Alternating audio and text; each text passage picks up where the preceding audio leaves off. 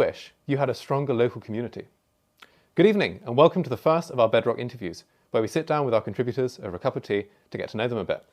Tonight we're joined by Bob Stephenson-Padron, who wrote a wonderful piece in our March issue about how he restored his local community of Belsize Village and how you can do the same. Just a reminder before we start that you can still pick up a copy of our March issue by subscribing on our website. Our June issue is being released very, very soon, so make sure you subscribe today so that you can get both of those. So, Bob, good evening. Great to see you again. Great Thanks to for have you having on the show. Yeah. Why don't you start by telling us a bit about yourself, what you do, what sparked your interest in revitalising your local community? Sure. Well, I run a home care provider for the elderly and disabled called Penrose Care. We've been based in Belsize Village in North London since we started 2012. In my past life, so in university, and this is related to my work in Belsize Village, I was on a municipal community revitalization board. So I had some kind of rudimentary knowledge of how to revitalize communities. And so in the following years that we opened in Belsize Village, the neighborhood became more and more blighted, and eventually became what is very common around the world now in many cities, what we call dead high streets. So these are high streets where you once had vibrant shops, now boarded up, right? So by 2018-19, the high street shop vacancy rate, so this is the amount of shops which were not open, so boarded up, was close to 20%. And also they were the big units, so it looked quite bad, right? So you had a neighborhood which is naturally has very nice architecture, very nice shape to it. We have a village square that was put there in the 1990s. But in addition to the closed shops, you had trash everywhere, so littering is a big problem, and waste bags on the village square. So the village square, which in an ideal world would be used as a place of community, was used as the communal rubbish dump. Not ideal. So in 2018, I was sitting at a local Lebanese restaurant that we have in Belsize Village with another business owner, and the son of the owner of that Lebanese place came by, and he said, "Oh, look, it's the local Chamber of Commerce." And me and Aya Kazal, who owns Pavone Nail Spa, a beauty salon in Belsize Village, she's Canadian, we got speaking to each other, and we thought, you know what, maybe we should do something, because since we got here, I've been there since 2012. I think she opened in 2017, and the neighborhood was rapidly declining. I mean, it was quite depressing. And the upside to us working together is I had quite some good knowledge of how to revitalize communities, combined with some other skills I developed over my career. I used to work in kind of like civil society work in America, and I worked as a stock analyst before I ran Penrose Care. And important for her is she knew how to use social media, which I did not know really how to do very well at the time. And she taught me. And with these combined skills, we set up what's called the Belsize Village Business Association in 2018. It's just a chamber of commerce, so the idea is to support local businesses. And we had a very simple kind of plan, which comes straight out of practitioners of revitalizing communities. So I think probably one of the most well-known expert in urban revitalization is the Danish architect Jan Gehl. And he gives a very simple in words, not easy to do in reality, blueprint. It's a 3-pronged blueprint. He says it's people, places, buildings. He says if you don't do it in that order, he says it won't work. And it's the first part where I'd say drivers of revitalizations fail at, and why revitalizations are not very common in the kind of post-Amazon online shopping world, which is probably the primary driver of these dead high streets. I mean, I'm not an academic. I think that's the most reasonable belief. So we started, our first initiative as a Chamber of Commerce was really to use social media to create a sense of community around what we did have. So the biggest I think when your community is in a bad situation, hopefully there's something that still like sets it apart. Yeah. And what set our neighborhood apart was there was a natural beauty above the street level, so above the litter, the fly tipping, the architecture is quite nice. Shop fronts are still, we're working on that, and that comes to the third part, the buildings. But our biggest USP was that all of the businesses except for one were family owned. Right. Okay. And so unlike, say, in the neighborhood north of us, Hampstead, where they're mostly chained. So that was really the difference that we had. So our idea wasn't to sell the businesses to the local community. It was to humanize the owners of the businesses and therefore really start to incubate a sense of community, which we didn't have at the time. And so we used social media to promote the people behind the businesses. And every Wednesday on Instagram, we had something called Wednesday Wisdom.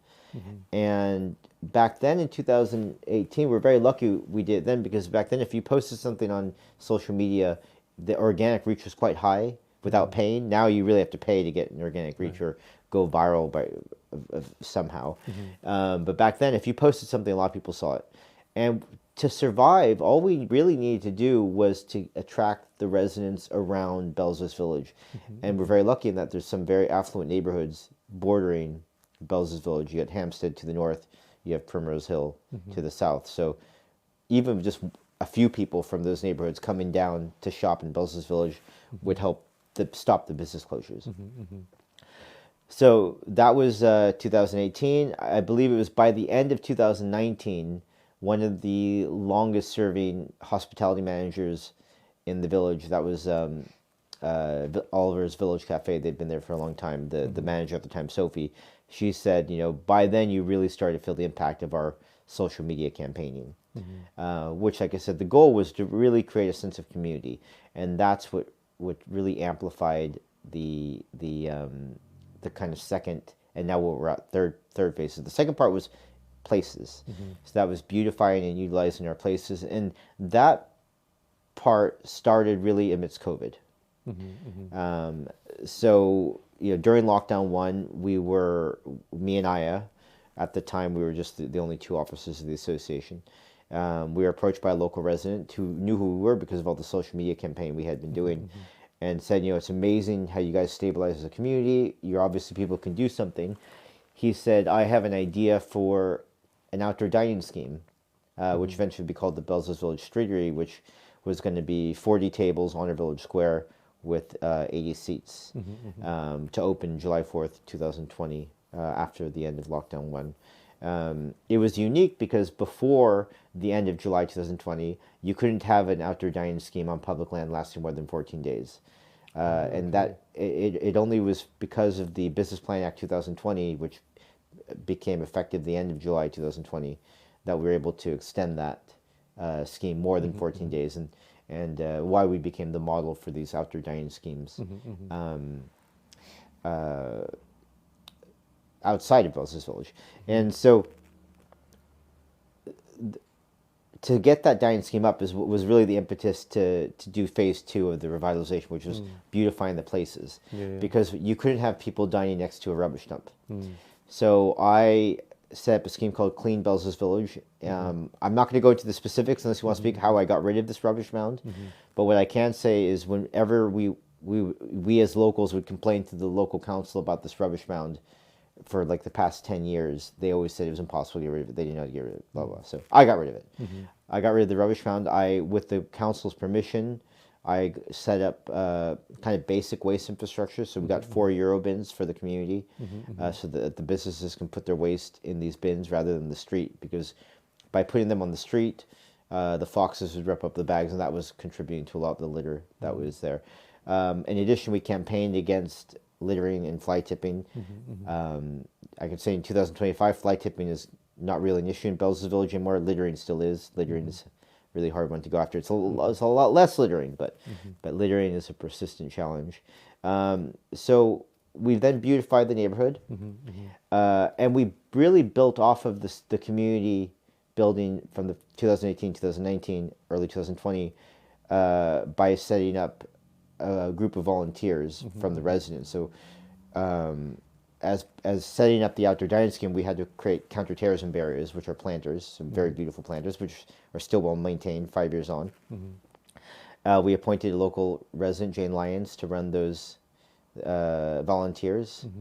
It's run very well, mainly because I let them, I make sure they comply with all the regulations, I make sure they have insurance, funding, and the only rule I have is no drama. Any volunteer that causes drama, they're out. Okay. And that's so important because if you look at a lot of volunteer schemes in different communities in London, you'll see they fall apart very quickly. Yeah. And that's why you really need that. It has to be the number one rule. Once you get one of those people in there who cause drama, they have to go. I suppose volunteers will often have quite strong personalities, almost by a self-selective kind of thing. Yeah. Exactly, and that's why there is that particular cantankerous volunteer which wants to rule everything and thinks only of themselves. That's the exact type of volunteer you do not want. Right, yeah. Because they're not volunteering to serve their community; they're volunteering to serve themselves, and that's the kind of person. As long as you keep very clear of those people, you can make volunteering very enjoyable. So I'm very proud that in all our voluntary groups, so that we had that one for the gardening group. We have a litter picking group, which is ran by me. And we have a few volunteers that kind of act, I guess they'd be, we call them project foremen. They really just do the nitty gritty work of making sure things work well, like hanging up bunting, very basic physical stuff. Or they've identified a trip hazard. Not even if it's our trip hazard, it could be from the council. Right. They'll remove it with their tools and stuff like that. So we all voluntary based. So that was really the second phase of the people part, where we had built the community in people's minds, and then we brought into a physical realm where they were actually doing physical work for free, for the benefit of themselves and their community. And so with those planners, cleaning up the fly tipping, cleaning up the littering, we beautified the square. I think there's pictures. There might be pictures in the magazine. Yes, you can I'm not sure. Get them out. But you can see the beautification, and that was really what accelerated the there you can see you can see the kind of the before where it's an empty square, and then with all the people, and you can see the old rubbish and how we replaced it with nice clean square. To see them in higher definition, you can buy the magazine. Yeah, very good, very good. And so that and this is why the people part's so important. So we opened the Belsize Village Streatery on July 4th. It only took 2 weeks for it to get to full capacity. And that's just because we had done the footwork of communicating with the local population first. And it led to our first ministerial visit in modern history for the village. It's just this tiny place. So we were visited by the community secretary, Robert Jenrick, that same month. And it was the politician, our local council at the time, not even our local council, it was the local council for Hampstead, but which kind of covered part of Belsize Village at the time, Oliver Cooper. He was really the one, I think, who took our idea and spread it to, I think, Westminster Council, Royal Borough of Kensington and Chelsea, and from those streeteries, which are also, I think the ones in, our Royal Borough of Kensington and Chelsea, they're still there, the one in Duke of York Square, the one in Sloane Square, they're still there, and those really were the inspiration for the kind of al fresco dining movement that spread. Well, it started with us, and then little by little it extended. Now they're quite ubiquitous. And as one of the oldest businesses in Belsize Village, Retsina, a Greek restaurant, said, they said, the Belsize Village Streatery saved hospitality in Belsize Village. Right. And not only did it save it, we had no business closures during that very adverse time, but we had business openings. Right, so we had a restaurant called Cinder open during COVID, thanks to the popularity of the village. They're very well known now. They're always getting nice reviews, and we filled our last vacancy, I think in 2022, or was it 2023? It was the year of the coronation. I think that was actually 2023. That was, and that's a funny story, because the person who opened the last, who filled the last vacant shop was actually one of our officers. So a resident who became an officer, who's our head project foreman, Richard Lagani. I always say he drunk the Kool-Aid so much that he put his money, because that's obviously, you're risking a lot of money to open up a place, and he opened up a wine bar or a wine restaurant, whatever you want to call it. And then the third phase is what we're on now. So we got a grant from the local council of Camden, a little over £100,000 to fix the shop fronts. So the buildings in Belsize Village are very beautiful. Yeah. But we have some shop fronts, which I think in planning terms you say harm the conservation area. Right. It is a conservation area. It just means they're ugly. I mean, they're very ugly. So we're and a lot of businesses can't afford the high cost of changing their shop front. So I do think, and I think it's Historic England or Heritage England, or they just had a project where I think they used lottery money to fund shopfront renovations. I think this is a very good use of public money. And the reason why I remember shortly after we revitalized that square, there was an older gentleman who I'd never seen in the neighborhood before, sitting on the benches. And I said, "Well, it was nice to meet you, sir. I've never seen you around here." He said, "Oh, well, I never really sat here before. And because every time I walked through here before, I used to try to walk through it very quickly because it was very dirty, right? And didn't look very nice." And he said, "I came through here and I thought I just felt inclined to sit here." And now many people just sit there and they dine there. And that's what Jan Gell says. Jan Gell, he says, good public spaces attract people of all ages. We have children there all the way to the elderly in Belsize Village every day. I suppose that's the greatest testimony to the success of the project, is that people actually vote with their feet. They want to spend time there. They want to shop there and so on. They vote with their feet, but they also voted with their words, right? So, so we had numerous consultations with respect to the streetery, which we originally had to renew, I think, every 6 months. We had a consultation. One of the consultations where the local newspaper, one of the local newspapers got the data. It showed that over 90% of the locals supported the scheme. When it came to making it permanent, obviously permanent is a bit more of a strong view. We had 80% plus. But if you compare that to, so we became the first outdoor dining scheme on public land to become permanent in British history in February 2022. That was by Camden Council. The second one was in Barnes. But when we went to Camden Council in February 2022, there were other schemes which were operated by Shaftesbury PLC, which is a multi-billion pound company, which had like 4% support from the local community. And I think it shows... And you had 80%. Yes. And I think it shows that people part, when it comes to people, places, buildings, that's the part where it takes a bit more than just money. It really, I would say, it requires the technology of governance. And that's not something you can buy. It's I think it's coming back to really... understanding who we are as human beings. We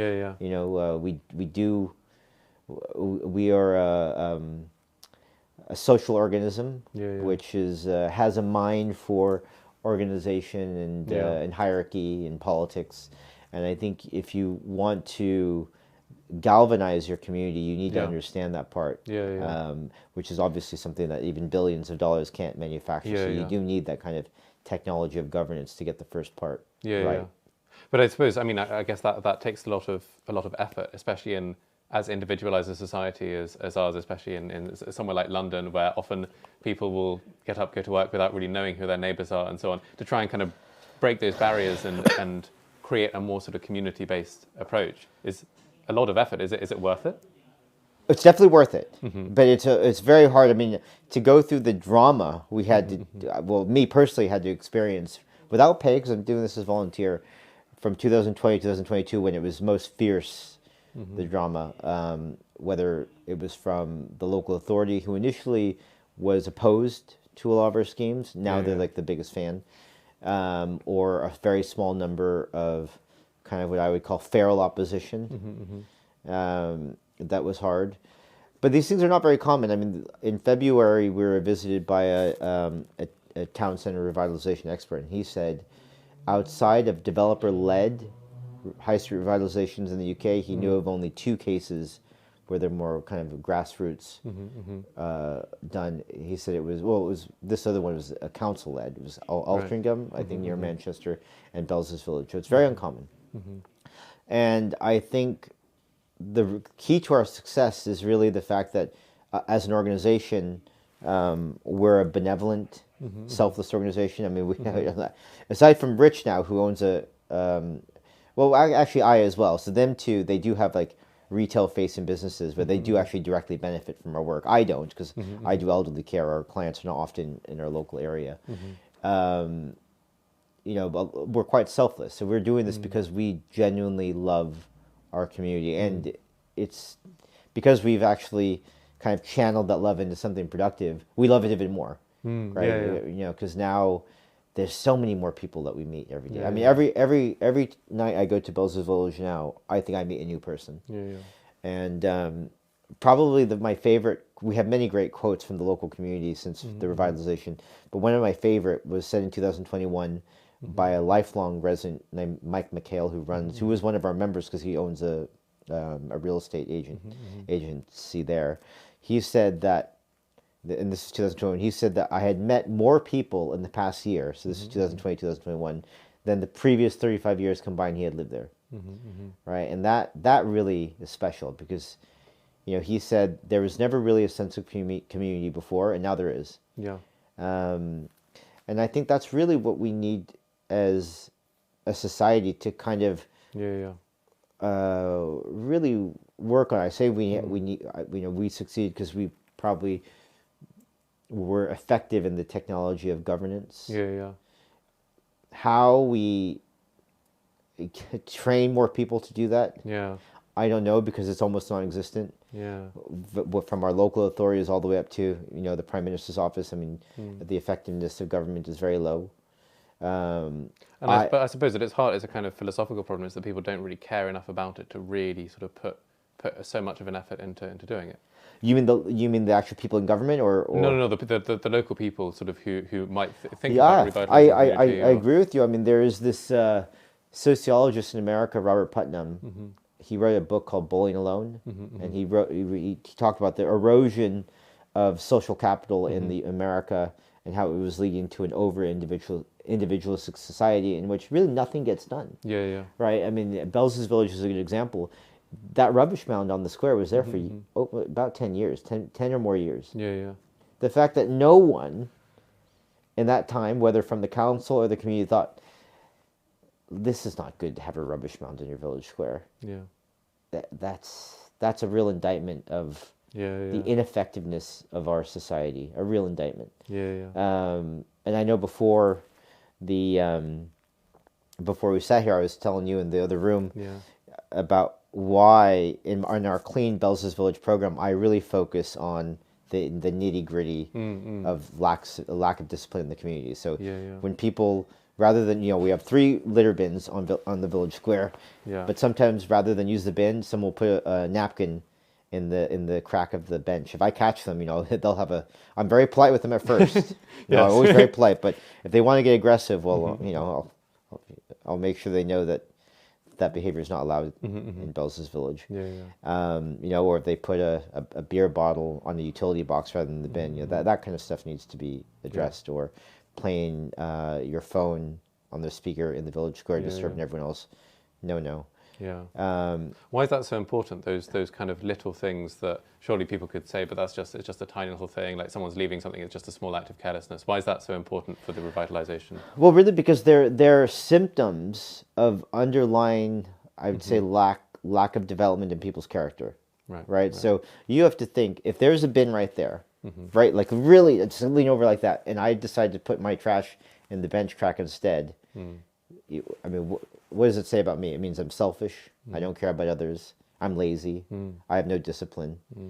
And those qualities, if you're living with most people acting like that, you're going to have a feral community. And that's not going to be a community that's going to generate happiness. That's a community that's going to generate angst and unhappiness. And so, you know, the benefit of not being elected, and I always tell this to our local councillors, I say, you always want me to be a politician. I have no interest in being a politician, because the moment I'm a politician, I cannot tell someone, hey, what kind of parent lets their kid litter right in front of them, right? Because it's a around after school, it's a kid play area, or the parents themselves just see litter right in front of their kids. I couldn't do that if I was a politician, because the person that I'm telling off is going to, well, I'm not voting for him the next election, right? So the way that we did things in Belsize Village, by chance, even though I'm not an academic, by chance they happen to all be the right way to do things, and that's why we have succeeded. One of the things you mentioned in your article, in addition to sort of being so influenced by Jan Gale, is this Filipino concept of bayanihan. Am I pronouncing it correctly? Yes. Was that a kind of very conscious influence at the time, that of your sort of heritage and that side of things, or was it more unconscious? No, it was unconscious. Like, I didn't really realize it in 2020 when the revitalization really kicked off. Yeah. Until I went to the Philippines for the first time in the summer of last year, and then I really understood where my values come from. Right. And the Philippines is a great society because it's a country where the indigenous values were really amplified through the Catholicism that was brought by the Spanish settlers. So the kind of the virtues which Christianity espouses were the primordial ingredients were already there.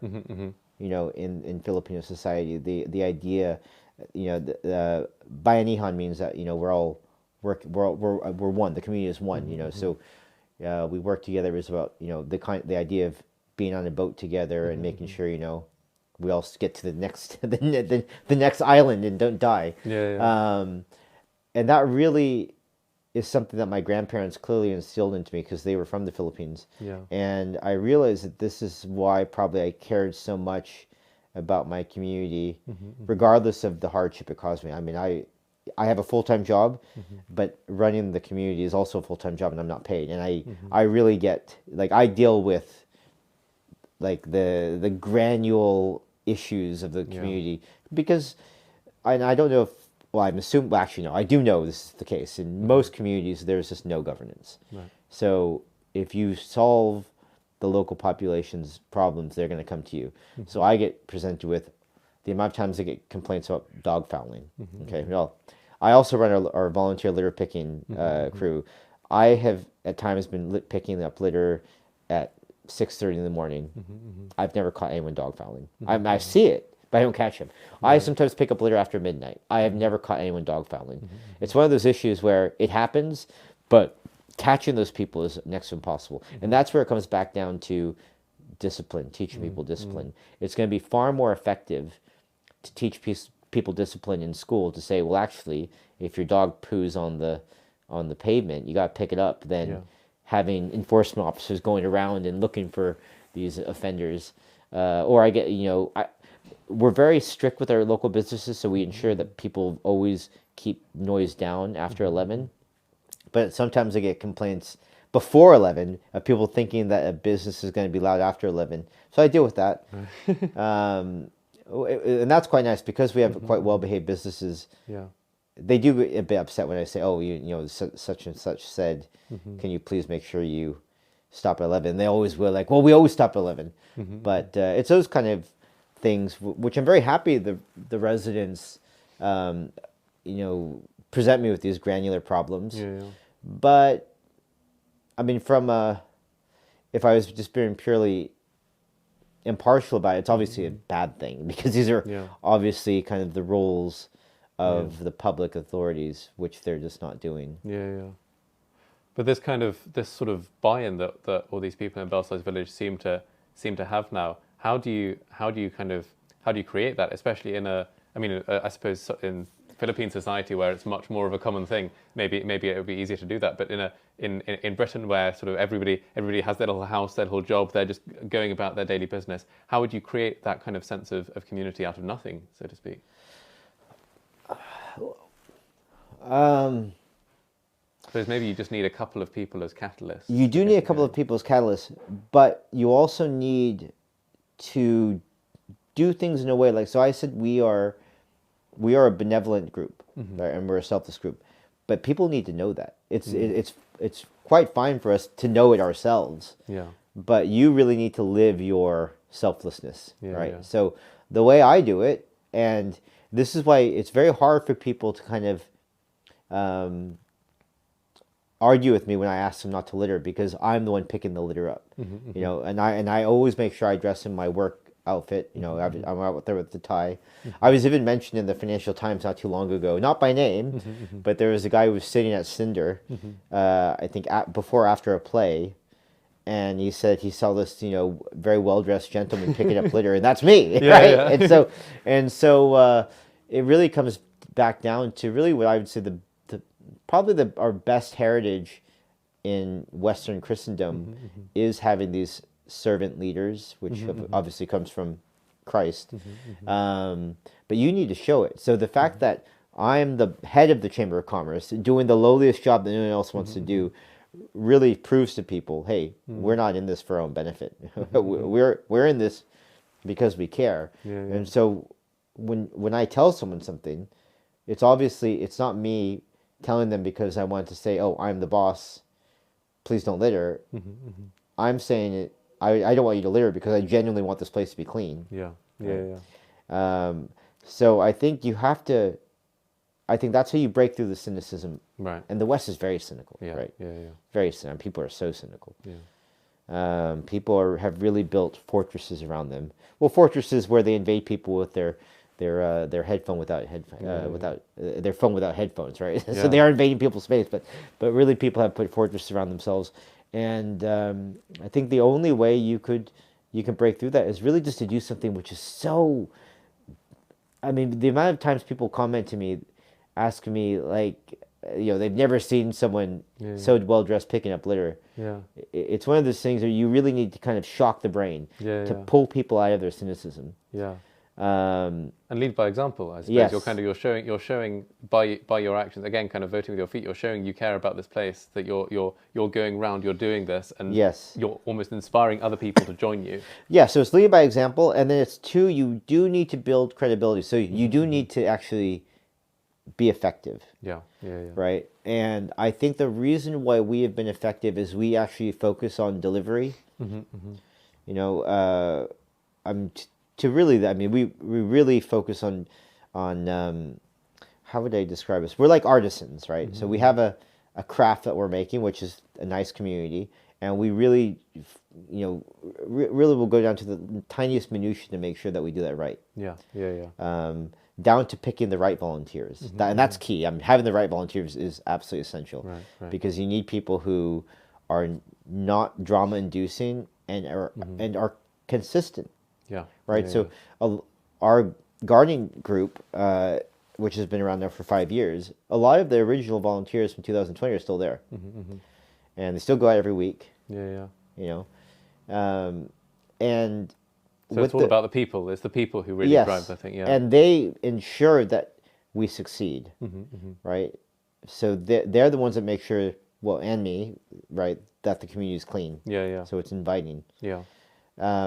You know, we're the ones that set up events that bring new people into the community and really cultivate a sense of community. You know, if there's graffiti on the walls, we're the ones that clean it up. You know, you do need to be effective. So I think it's, lead by example, and you actually need to be effective. Right. Nice. Good stuff. Well, we're going to have to start kind of bringing things to a close. Before we finish, do you have any final takeaways you'd like people who, especially people, maybe any of our listeners who would like to go about revitalising their own local communities? Is there anything any message you'd like to leave people with before they go? I mean, I would say just get on with something, right? I mean, for instance, if your community is littered with dog poo, as seems to be the case for many neighborhoods, how about you put on a high-vis vest and go pick it up? And maybe you'll get a second person who wants to go pick up dog poo or litter or something. And maybe you get three people. You don't need a lot to drive everything. And then once you got a little group together, maybe you think about, you know, let's clean up the graffiti. But it's that kind of just changing the community for the better that you just need to start. And, you know, how many officers do we have? I think we have like 5 officers, right? That's it. And about 50 businesses. I mean, I don't know exactly how many people live in Belsize Village. I know for Belsize as a whole, we have 13,000, so maybe 4,000, 5,000 people live in Belsize Village. A lot more visitors now because we have visitors from Hampstead, Belsize Park proper, Finchley Road, Primrose Hill, England's Lane, and the beyond. You know, we need to make sure that you know those people are inspired to help out as well. So wonderful, good stuff. Yeah. Well, any listeners out there who would like to start revitalising your local community, this is to show you that it can be done, and go out and start picking up some litter. And while you're at it, if you would like to read Bob's full piece, you can pick up the March issue of Bedrock. Get it quickly though before the June issue comes out, and we start sending that out to our subscribers. So thank you all very much for listening. I hope you've enjoyed this conversation, and stay tuned for more.